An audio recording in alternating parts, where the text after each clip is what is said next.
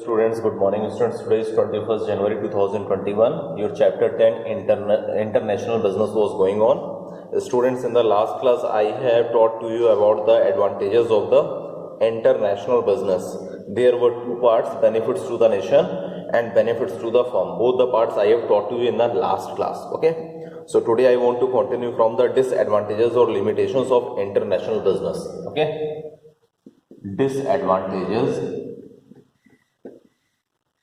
of international business.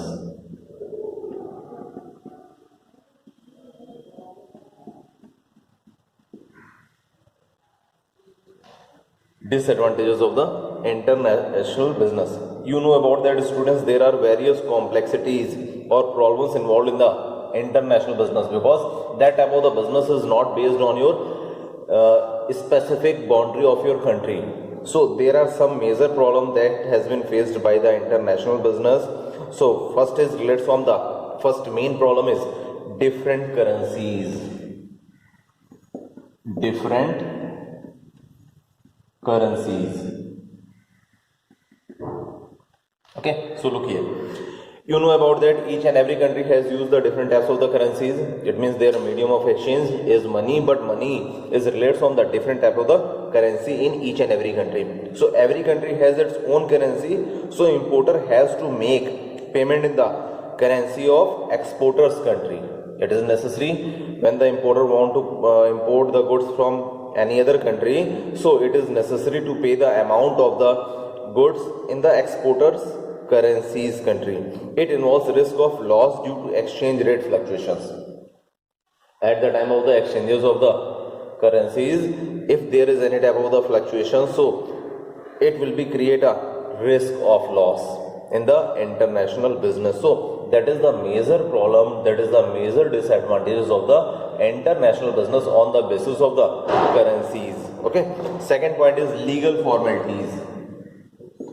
Legal formalities. Listen about it. International business is subject to a large number of legal formalities and restrictions. There is a large number of the legal formalities has been required, and there are so many types of the restrictions. So the government of every country exercises strict control over business with other nations. There are the different types of the controls that has been managed from the government of the different countries. So that due to that control, there is the heavy documentations and various legal formalities has been required in the international business. They will on the type of the formalities, on the type of the legal formalities, there is the wastage of time and efforts also. So that is the second disadvantages. Legal formalities is necessary. There are so many documentations has been required at the time of the international business. I think both disadvantages has been clear now, all of you. Now third point, distance barriers.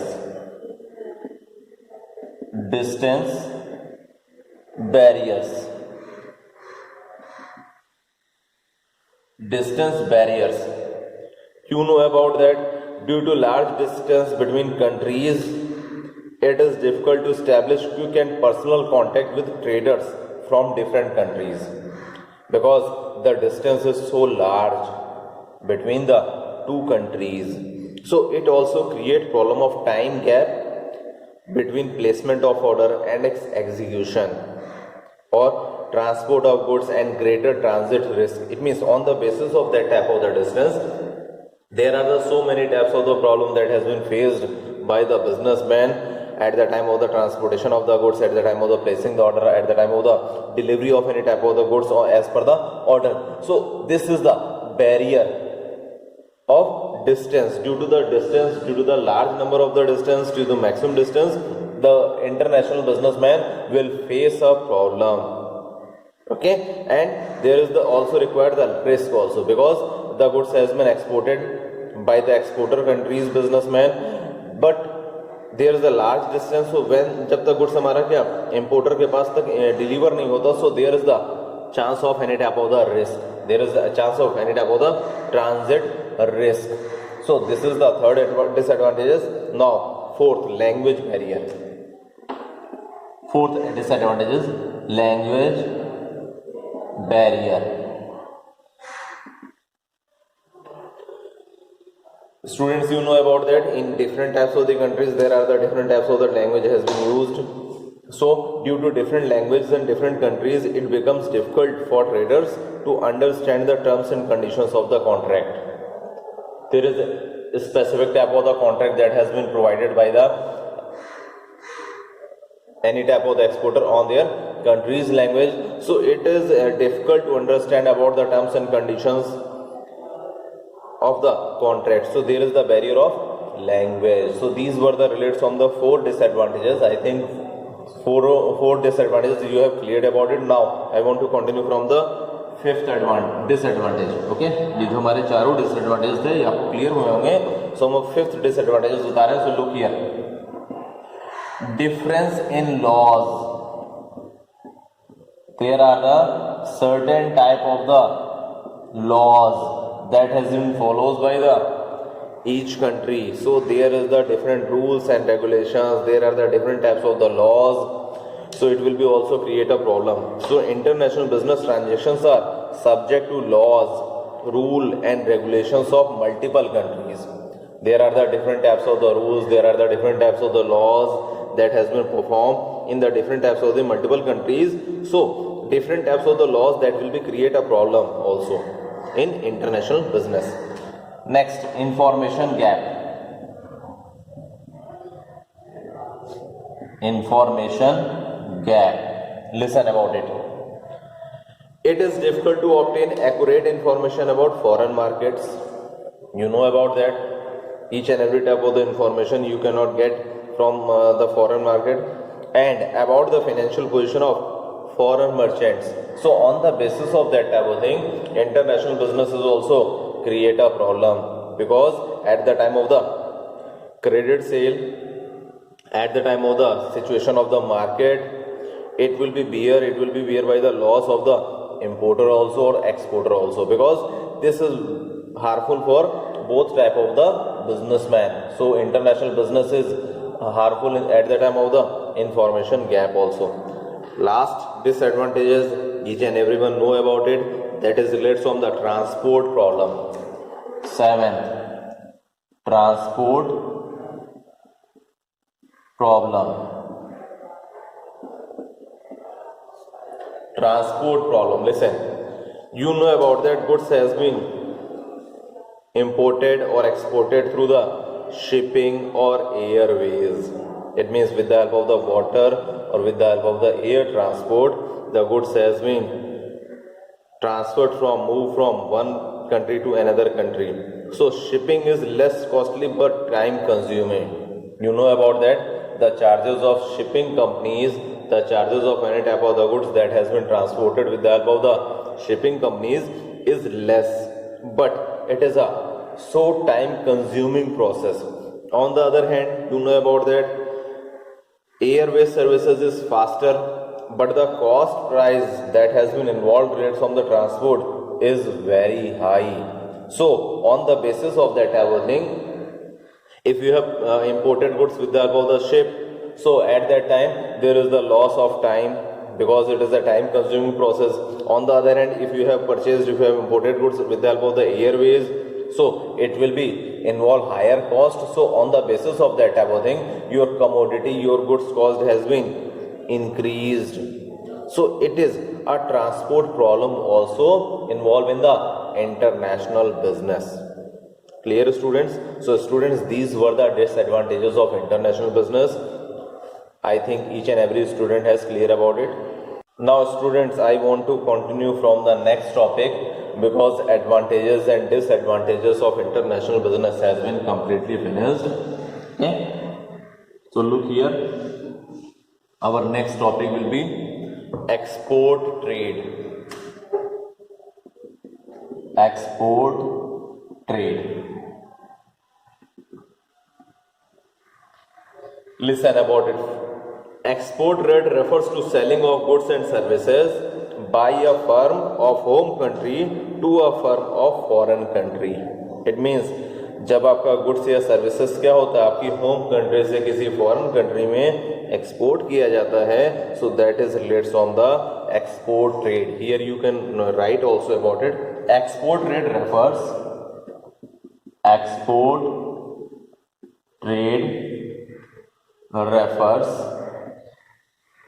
export trade refers to selling of goods and services,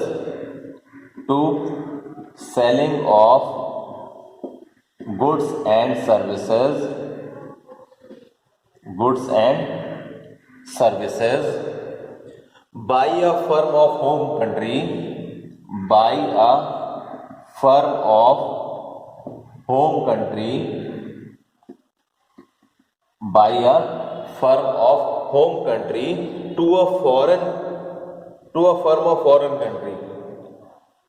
a firm of foreign country, So at that time, the transactions that has been based with the help of the transferring or exporting of the goods from one country to another country, that is called export trade. I want to take one example here also. Sale of sweets by Haldiram. You know about that. Haldiram is the brand name. Haldiram is the businessman of your country. It means it is related from your Indian country business. Okay. To Walmart store in USA.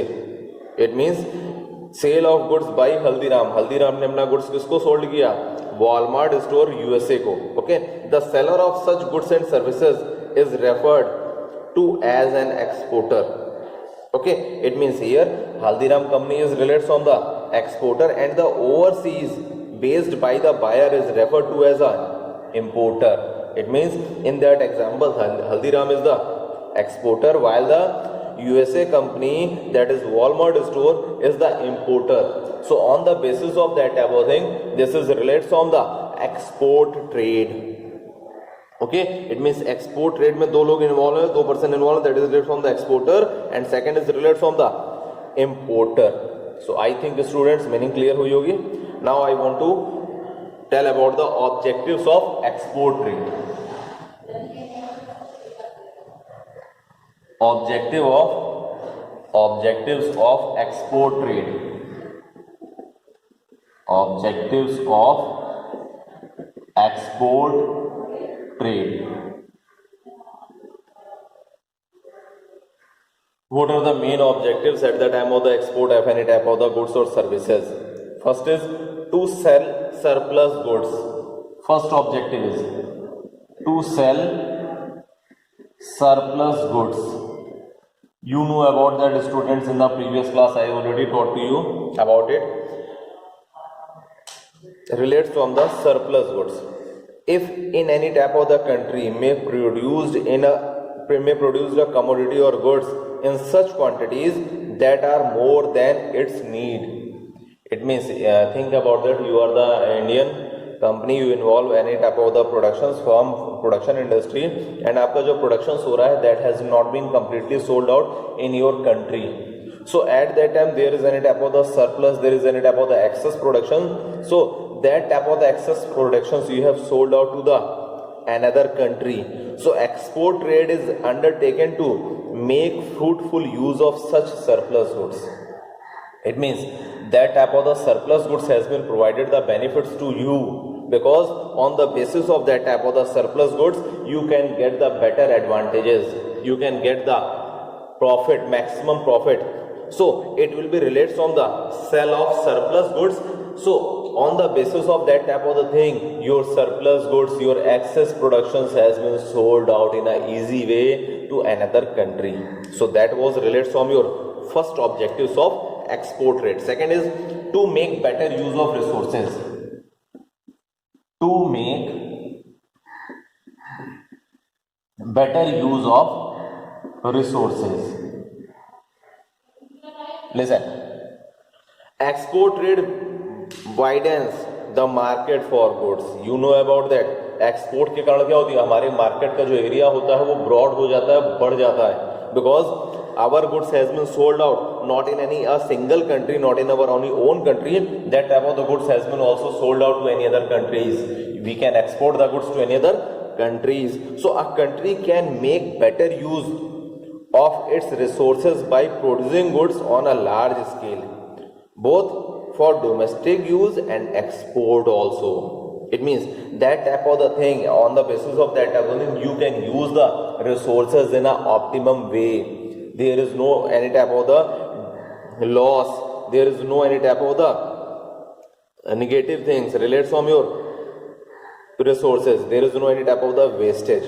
You can tell about that. We can use the resources without any wastage in a optimum way. So this is the second objective to export trade. Okay. Third is to earn foreign exchange. It has been already told to you, to earn foreign exchange. To earn foreign exchange, it will be provide the benefits. Listen, a country aims to earn valuable foreign exchange through exports, because on the basis of that type of thing, you can get the benefits related from the earning the foreign exchange. So that is the objective also, to increase national income. You will also get the next advantage, to increase national income. National income. When your goods has been exported to any other country, so it will be provide the benefits to your country. On the basis of that type of thing, your national income has been also increased. So export trade helps a country increase its national income. Okay, increase in national income improves the standard of life of the people of your country. So this is the benefits, this is the objective of the export trade. Okay, now I want to tell the 5 objectives only to you. So fifth is to generate employment. To generate employment. Listen, the growth of export trade creates employment opportunities for a large number of people, because when the goods has been exported from your country, from any country to another country, so at that time there's the requirement of the employees, because for the surplus productions, because the use of optimum way of your commodity or optimum way of your goods, you have required the employees. So on the basis of that type of thing, the employment has been also generated. The employment opportunities has been also generated for your citizens of your country. So these were the objectives of the export trade. There are the 7 objectives in your book, but I have taught to you only 5 objectives. I think each and every point has been clear to you, all of you. If you have any doubt, students, then you can also ask the query with me. Okay, so आज की class में इतना ही. Okay, students.